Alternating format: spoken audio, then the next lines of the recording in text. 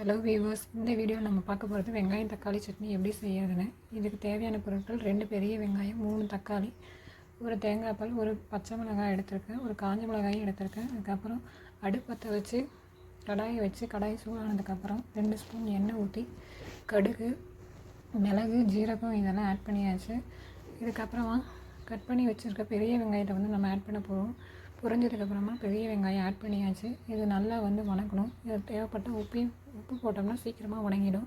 இப்போ இது கூட ஒரு பச்சை மிளகாயும் ஒரு காஞ்ச மிளகாயும் போட்டு சிறிது நேரம் நம்ம வணக்குறோம்.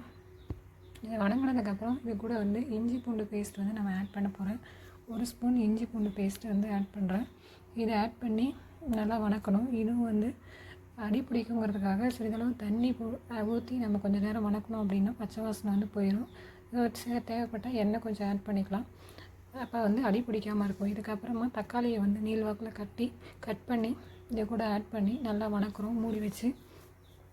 இப்போ இது கூடயே நம்ம மஞ்சத்தூள் கொஞ்சம் ஆட் பண்ணிக்கலாம். அதுக்கப்புறம் தேவையான அளவு உப்பையும் சேர்த்து நம்ம வணக்க போகிறோம்.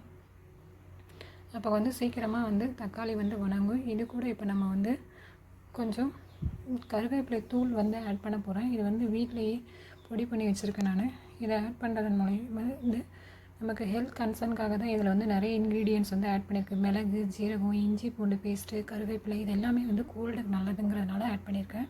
இப்போ தேங்காய் மாதிரி தனியாக ஆட்டி வச்சுக்கிறோம். ஏன் அப்படின்னாக்கா அது கூட வணக்கி ஆட் பண்ணணும். தக்காளி கூட சேர்ந்து ஆட்டும்போது பல கட்டியாக வரும். அதுக்காக இதை ஃபஸ்ட்டு தனியாக மிக்ஸி ஜாரில் போட்டு நல்லா ஆட்டிடுறோம். அதுக்கப்புறமா வணக்கி வச்சுருக்கிறத ஆற வச்சு இது கூட சேர்த்து அரைச்சிட்றோம். அரைச்சதுக்கப்புறம் ரெடி ஃபார் சர்விங். இது பார்த்தோன்னா இதில் நிறைய ஹெல்த் கன்சர்னுக்கான இன்க்ரீடியன்ட்ஸ் ஆட் பண்ணியிருக்கு.